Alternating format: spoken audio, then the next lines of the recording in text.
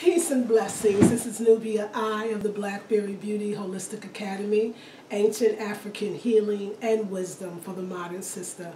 As you can probably hear in my voice, I am under the weather. Oh yeah, you know, it's so amazing that I got under the weather during the womb, actually during the cleaning house series, right? And then going into It's All About the Womb. Because the way that I'm taking care of myself to release this cold, if you will, is the same way that actually we're going to be taking care of our womb. So please excuse my energy. You know, I even thought about postponing this series until April, but I realized, no, I have to show you me in all my ways. And I think that this is a great opportunity to show you that healing yourself is a 24-hour-a-day job, and that it could be glorious and beautiful even in the midst of the chaos. And I believe that, so let me tell you about this cold. I washed my hair really well, you know, Monday. And I got up, I think, at 4 in the morning. I did my normal bath, my normal ritual, which we'll talk about today. But I washed my hair. And I had this idea that I was going to do my hair, wash my hair later in the day after I ran my errands. But no. It was a cool day, kind of windy. I went out with soaking wet hair and ran errands, and you know, and by the end of the night started feeling like, oh no, I think I'm getting sick. I don't feel well. And I realized, you know, I went out with this wet hair. But see, I think it's way more than that too. I think it's, you know, my body always tells me, just like your body does the same, whether you know it or not. It always tells me when I'm going into a fast, or when I need to go into a fast. The season is changing. We're going into the spring. When you do as much cleaning as we have all done in the spiritual house cleansing intensive, you bring everything to the surface. So even though it was the wet hair that may be the catalyst for me to start cleaning and cleansing myself, in a sense, it really wasn't. It really was the body saying, we're going to do this one way or the other. Either you're going to go with it, you're going to be in front of it, you're going to lead this change, or I'm going to have to force you.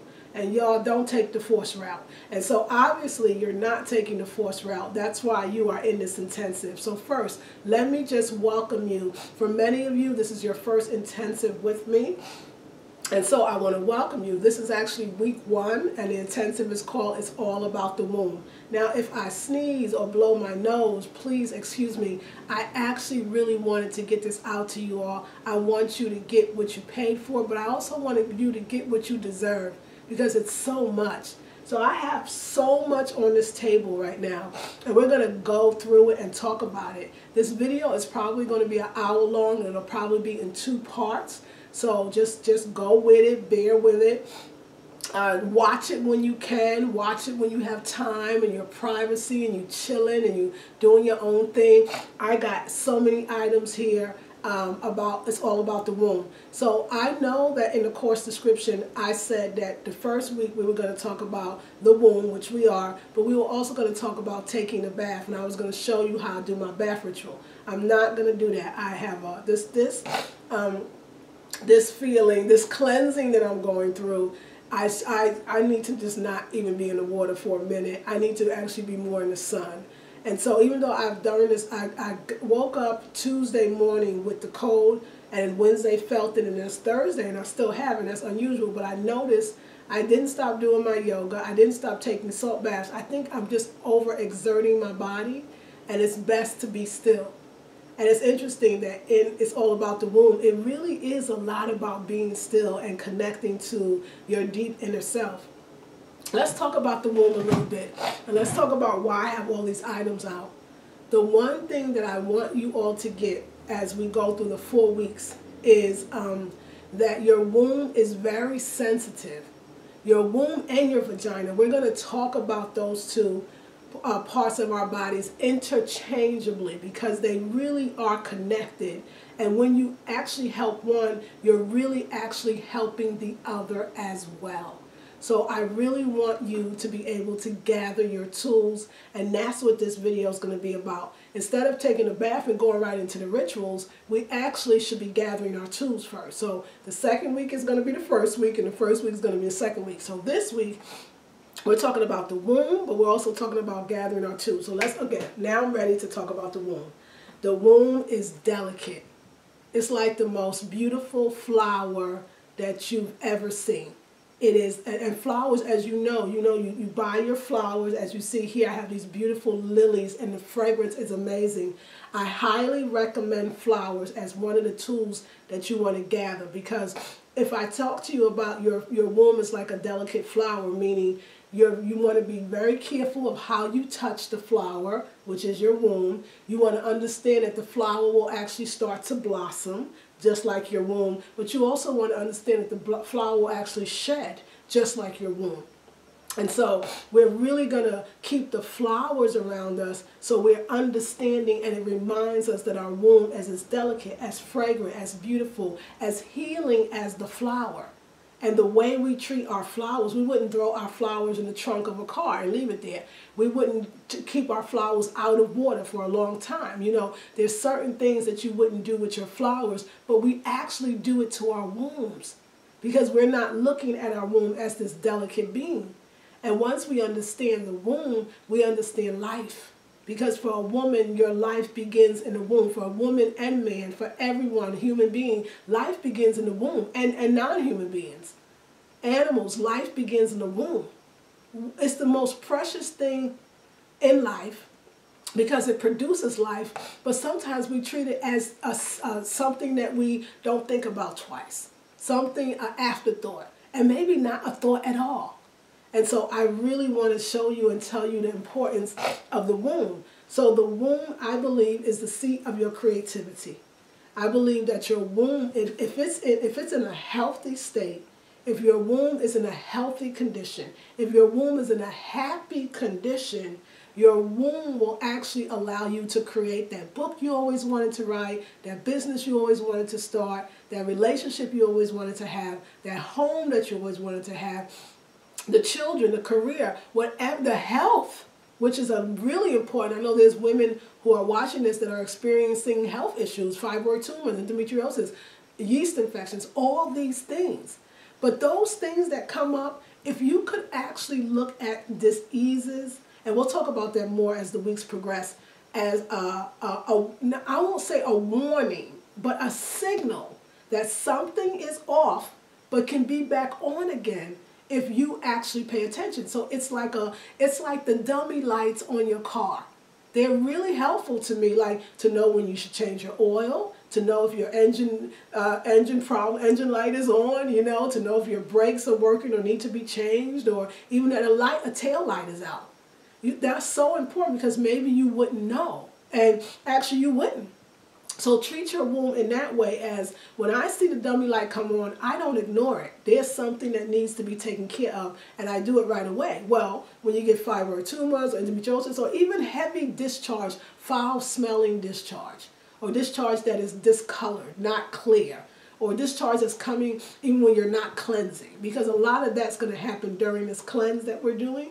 But when you notice it, it's saying, wow, it's the dummy lights that's coming on again. And it says to pay attention.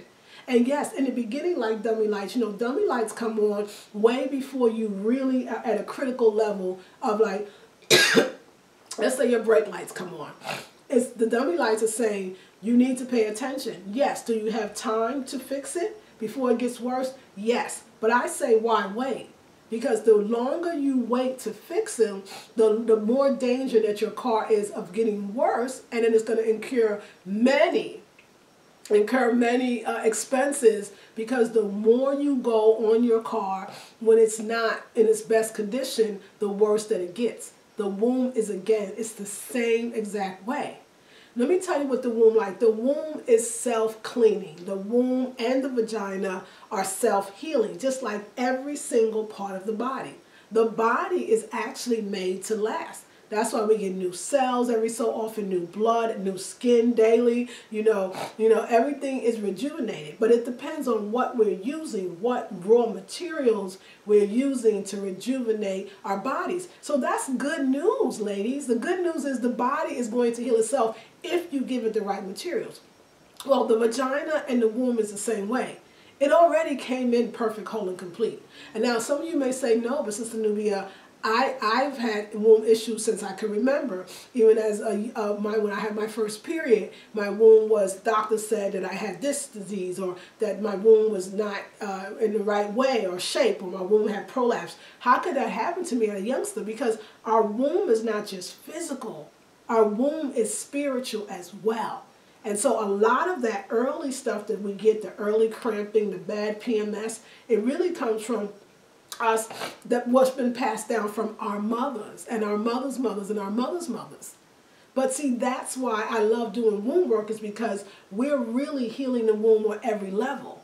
If you understand that the womb is your seat of creativity, if you understand that the womb has a voice, if you understand that the womb speaks to you, then you understand that it's spiritual. So the voice it speaks is when you have the yeast infections, the fibroid tumors, whatever you may be experiencing, it's speaking. But it also speaks when you create that seriously creative product or project that you always wanted to do, and you get it done. That's the womb speaking too. So your womb is speaking, whether she's hurting, whether she's joyful, whether she's happy, whether she's sad, she's always speaking. You have to understand her language. Same thing. When you have plants or flowers, you know that if the leaves turn brown, then you're not giving it enough water. You know that if the leaves turn yellow, then you're probably giving it too much water. Or maybe the new leaves come in, but they're not as green and robust because they're not getting enough sun. So there's language in plants, which is a living thing, right? So there's language in people. When your side hurts, you go to the doctor. When your stomach aches, you take some type of, hopefully natural remedies. It's the same thing. When the womb is discharging constantly, and the discharge is a foul smell, the womb is saying, I am congested, I'm clogged up. Maybe I'm even stagnant. And remember, it's all metaphysical and it's all holistic. So if the womb is stagnant, it's because and most likely you're feeling stagnant as well.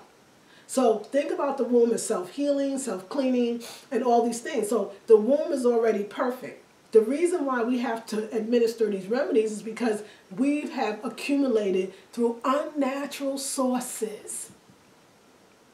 Unnatural sources, we have accumulated all of these womb afflictions, right? And so what I'm going to show you is about how to get your womb back to its natural state of self-healing, vagina as well, and how to get you back in a natural state of healing. All of you, from your head to your toe. One thing about womb work is it's a natural lifestyle. So it's a real change in your entire lifestyle, from everything you put on your hair to your makeup, that everything that you do is going to matter. As a matter of fact, I want to make sure I get this makeup. Hold on one sec.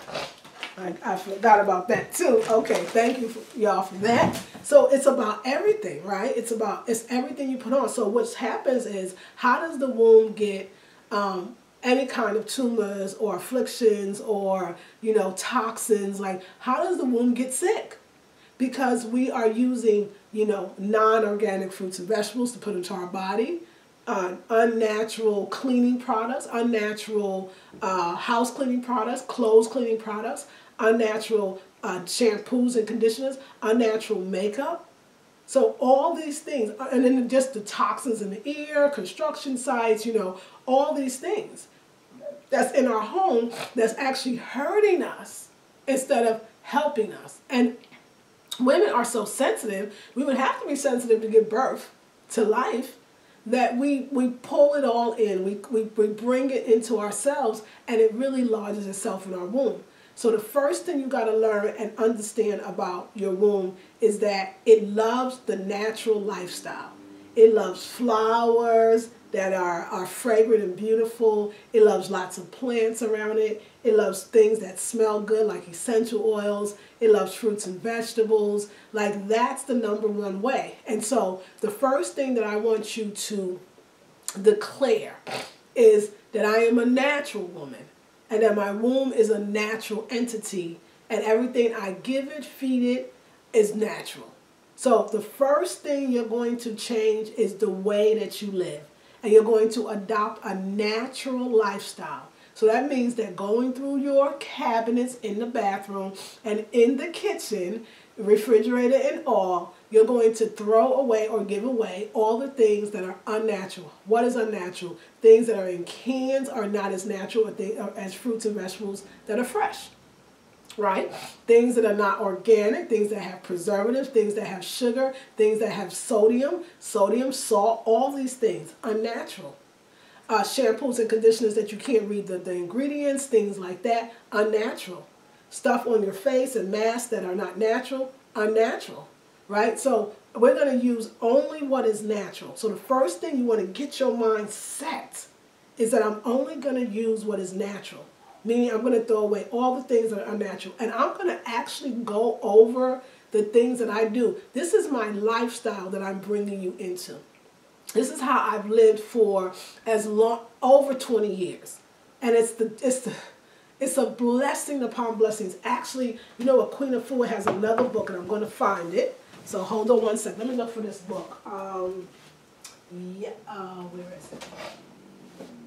Hold on, ladies. It's a very important book to me. One of her most important. And I thought I would be able to find it easily, but I'm not. So, here it is. Okay. All right. So, thank you, y'all, for being so patient. So, we got a lot of stuff to get through. So, let me just start. So you got the idea of a natural. Now, how I started, I think it was 1992 or 3. I'm not really sure. I can't really remember. But the first book I ever got that changed me into a vegetarian overnight was the book by Queen Afua called Heal Thyself for Health and Longevity. This book, this is actually the newer version of the book, and actually this is the only version they sell now. The one I had was a little green, thin book. It was off the chain, a wonderful book. And this one is, she just adds more to it. It's a must get. So first thing we want to talk about is on your Sacred Woman journey. And in this video, we're talking about gathering tools, right? So the first thing that I want you to gather, because most of us are information junkies, right? Especially, I feel like we're in this intensive, we're on YouTube. We want to know. And a lot of things that are written are the things that we take to heart. And so the first thing I'm going to introduce you to in all of this stuff on this table is the books. This book, I became a vegetarian overnight. If you are not a vegan or a vegetarian, but you really want to be a vegan or a vegetarian, and you want to, you know, before reading her, I was reading books about health and vegetarianism, but it was always from a Eurocentric perspective, from white perspective. And I really didn't even know then that I needed to see a black woman who connected our enslavement Holocaust, the effects of slavery on ourselves, our womb. And she didn't talk about the womb as much in this, or maybe she did, but that connected food to how we, to our general health as women, as black women. And so I read this book, and when I finished it, I became a vegetarian overnight, my best friend and I. It is wonderful. Tips about colon therapy, which I love, breaking addictions naturally, stuff about Kemet, home healing, how to become a vegetarian, diets, detoxification, what you're going to do, fasting, cleansing crises, preparing yourself in your home, using the spiritual, a path to purification. This is the book. This is the beginning. If you cannot get Sacred Woman by Queen Afua, which we'll talk about in a few minutes, you can get Heal Thyself, and it will start you on your journey. So let's talk about all the books that I believe that if you had these books, and you don't have to run out and get them all now, a lot you can get from the library, some you can go get on Amazon for very inexpensively, but I think if you want to invest in yourself, invest in books. So her first one, Heal Thyself, changed my life. Love this book. Then Sacred Woman. Sacred Woman changed the game. She now not only is she telling you about the womb, she really is speaking about the womb. And it's Sacred Woman, a guide to healing the feminine body, mind, and spirit by Queen Afua, same author of the first book, Heal Thyself. In this book, she gets down and says, here is the ritual to do your womb work. And she gives history of our people, where we've been, what we've done. Now, I understand that a lot of you sisters got this book, and like I've been told over the years, when you got this book, you was like, you know what? It's too deep. I'm not ready. or it's a lot, or it's confusing, or I don't understand it, or I'm not sure about calling up ancestors. I'm not sure about calling up guardians. Like, what does that mean? I'm a Christian. I'm a Muslim. Is that going to interfere in my own spirituality? I don't think so. I think that she's definitely always includes all of us, whatever faith that we are as black women have. She knows that there is a commonality, and that we all have womb issues, and that's the commonality. And so I really highly recommend this book, even if you use it as a reference guide and you're not actually doing the rituals, because I'm going to show you the rituals, definitely loosely based on the book, but from my own experience. So I hope I can make this more easier and palatable for you. So I but highly recommend. Another book, just so you know, I'm a raw foodist. Queen Afua has been talking about raw food since Heal Thyself, and I didn't know what raw foods were, so I never understood what that was. And she talked about it again in Sacred Woman. All the years I've been doing Sacred Woman, in the first 5 years, I still didn't see the raw foods. I didn't know what that was. So I kept just thinking she meant vegetarian or vegan, but raw foods have changed my life. I am a raw foodist. If you watch my videos, you've seen my battles, my trials, my tribulations. You've seen it. And I keep coming back to raw because raw is all that. So I just want to recommend a few raw food books that I just pulled out quickly. There's a lot more. And actually I only pulled out 2, but she makes many. There's a Korean sister named Annie Fio, and I love her recipes. They are actually wonderful. If you don't think that you know how to create raw foods, even though YouTube has many of the raw foods and recipes, I'd say if you want a book, Annie Peel. This one's Annie's Raw Food Essential. She has her other book called Annie's Raw Food Kitchen, and she also has another book called Annie Raw Foods Dessert. I love her stuff. Easy to do, easy to find the ingredients, easy to put together. Everything from entrees to appetizers to desserts to soups to smoothies to sandwiches to breads. She does it and does it well. I love her. So I recommend that book. Stuff that you want, because remember, it's all metaphysical. It's all holistic. Every time you walk by your bookshelf and you see these natural books, it reminds you that you're on a natural healing journey and that you are a natural woman. And it just changes the game. I'm going to show you when we're done. I'm going to take that camera off the tripod. And if I have time, I'll show you the kitchen of when people walk into my home, it makes them want to be healthier by what they see, because we are very visual people. Another book I got from Tui Ma'ara. Actually, I got this at the dhealthstore.com, but they had this at Barnes & Noble's. Borders is what I bought it from years ago. No, actually, I bought this from Tahuti, but I saw it in Borders. I read it when I was in Borders. And it's called The Raw Food Lifestyle, the philosophy and nutrition behind raw and live foods. For those that need that little bit of, so why does it work? What is raw foods doing? I mean, there's a bunch of other raw foods.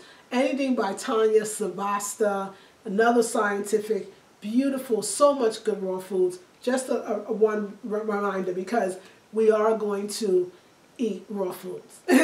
And we're going to do as much raw as we possibly can in this intensive, because the womb and the vagina loves raw foods, okay? Because raw foods is natural. Everything the womb requires is in the food. You know, it's amazing. It's almost like the womb, it's funny that I liken it to flowers, but the womb is everything natural. So the womb I liken to flowers, the womb I liken to mangoes, because everything that flowers have, everything that fruit and vegetables have in it is the same thing that the womb needs and requires. So in a sense, the womb has it as well. It has it before because this is healing, this is medicine, right? And the womb is healing, and it has its own medicine built in, so it never needs outside influences unless we come into a womb crisis and we're not using the natural foods and remedies,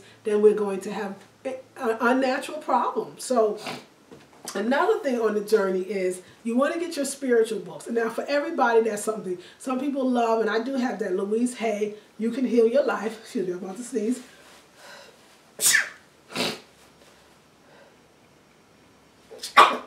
Okay, thank you. Louise Hay, You Can Heal Your Life. But I recommend this book, Animal Spirit Guides. It's by a man named Stephen D. Farmer, and actually he's the wife of Doreen Virtue. Yes, he's not a brother, he's a white guy, but it's a great book, and I'll tell you what it is. It's an easy-to-use handbook for identifying and understanding your power animals and animal spirits. So when you start dealing with the natural world, the first thing you're going to notice is how is that the world is so natural, and you're going to be so attuned to things that you were never attuned to before. The sounds of birds singing, animals that come by you in your path, that come near you. You want to know the meaning of, certain feathers that fall at your feet, right? What this tree represents, or what's the name of that tree. You want to know about flowers and essences and names. It's going to be amazing, because you're going to become this new person, this whole woman. And so gathering your spiritual tools. So for instance, this book is a belief that, and I know the book. So this book is basically saying that everything in your life has meaning. And every time you ask a question, the universe is giving you answers. And it's with everything around you. You ask a question, and your plants may be not in good condition, or your plants are dying. That says something about a part of you that may be dying or not being well taken care of, and for you to pay more attention to yourself. Well, the book actually kind of says the same thing. I do a couple of things. Sometimes I see squirrels that's coming near me a lot, or cats keep passing me, or I'll see, a crow, at a certain time, or a blue jay, and I'll go in the book and look and see if they have the animal, and then it tells me what that animal represents in my life, what message it's trying to give me. Well, it's the same thing, but you can also use another way. You can use it as a divination tool, which is to kind of go through the book like I'm doing and stop at a page. Now, I got emu, and so this is speaking to me, so I want to read it to you. So let's see. You all going to read what is emu telling me. Emu shows up if emu shows up, it means. It all starts like that. You've been longing for adventurous travel or a spiritual pilgrimage. So make a plan and put it into action. And you all know I'm going to London next week.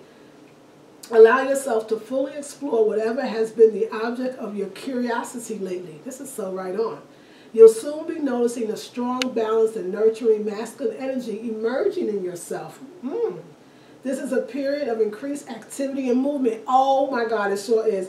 And where you'll find yourself wandering about quite a bit. Yes, yes.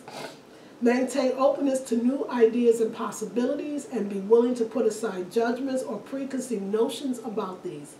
Do your best to keep a sense of playfulness and lightheartedness as you go about your life. Now it also says, call on emu when you've been feeling tied down, bored with routines, and yearning to venture out and explore new places. You're a single father or single mother, and you want to keep the masculine and feminine energies in proper balance so you can remain grounded while responsibly raising your children. Wow. You're in a relationship that continues out of habit, and although you want to remain with this person, you also want to stir things up a bit. Or you're eager to find some like-minded folks who share your passion for spiritual experiences. The emu read me.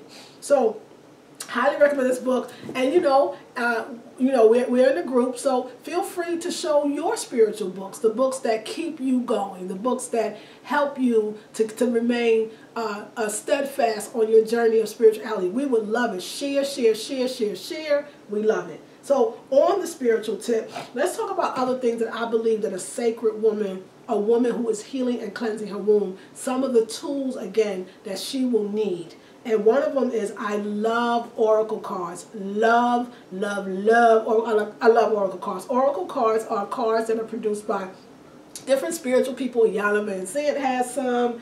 I had another one here. Who was the other brother? Tavis Smiley. He calls his empowerment cards. Tavis Smiley has some. Ayala Van Sant. But y'all, again, she's not a sister. She is the wife of the Stephen Farmer who created this book. But I really love her oracle cards. Her name is Doreen Virtue, Dr. Doreen Virtue, and this is Healing with the Fairies.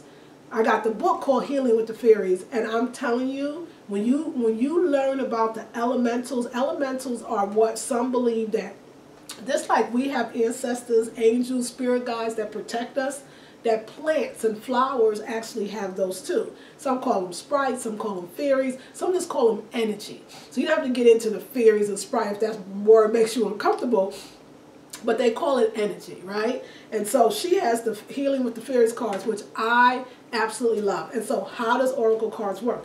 Actually, Queen of Four has oracle cards. I've never seen it, but if you go to the back of her books, she actually, I believe, has oracle cards. Also, the Black Angel cards that I talked about in some of my YouTube videos, that's another one, Black Angel cards, the Black Angel cards. Wonderful. Now, those are very deep, and they're very specific to black women, and I do have them, and I use them a lot. I love those cards, but these are my everyday cards, and these is what I keep on my altar. And we'll talk about the altar. So, oracle cards are basically like you're shuffling, playing cards. And what you're doing is, once you feel like you've gotten to a space, like I feel like it now, that this is the card for me, this is my reading for the day, I turn it over, and it says Family Harmony. And so, I'll read a little bit. I won't, because we got so much to get through, I won't read all of it, but I'll read some of it. So then all oracle cards are accompanied by a book, or a guidebook, that actually tells you. So I picked Family Harmony, and it's always in alphabetical order. So here we go. Oh, family. Okay, here we go. So it says, card meaning, your relationships with family members are healing. As you hold loving thoughts and feelings about the souls involved, including yourself, you experience genuine harmony within your family. Every person in your life is affected by your beliefs and expectations, including your family members. By drawing this card, you are counseled to hold positive and loving thoughts about anyone who seems to have irritated or hurt you. The more loving energy you send to each person, the more love will be redirected back to you. And it goes on. But I do this daily. After I do my morning rituals, I always pull a card, whether it's these or or the Black Angel cards. But I love the fairy cards. Love, love, love, love, love the fairy cards. Something that I keep on my altar. So since I brought up the altar, let's talk about the altar and why. Okay, what do I have? I have altar cloths, and I want to tell you about them, okay? So, again, keeping an altar does not go against, I hope you don't feel like it goes against your own religion or your spirituality. It really is a place to harness the energy, for us in this case, of the womb. It's a place that every time you walk by it, every time you see it, you remember that you are working on your womb and that you are actually doing the womb work, right? That's what it is. So it's also, like I said, if you put something in one place and then you intend or have an intention for that place to create something for you, it really reminds you to stay on path. Another thing the altar does is the way you take care of your altar is the way you're taking care of your womb. So your altar could possibly represent your womb, right? And so there's certain things. All the altar is a table, or even you could have an altar on the floor. A place where you are, first of all, directing the four elements in one certain place. So an altar, after this, you can go for it in any way you want. But an altar usually has something that represents air, water, fire, and earth. The air could be the lighting of your incense, which I'll show you some incense that I have. The fire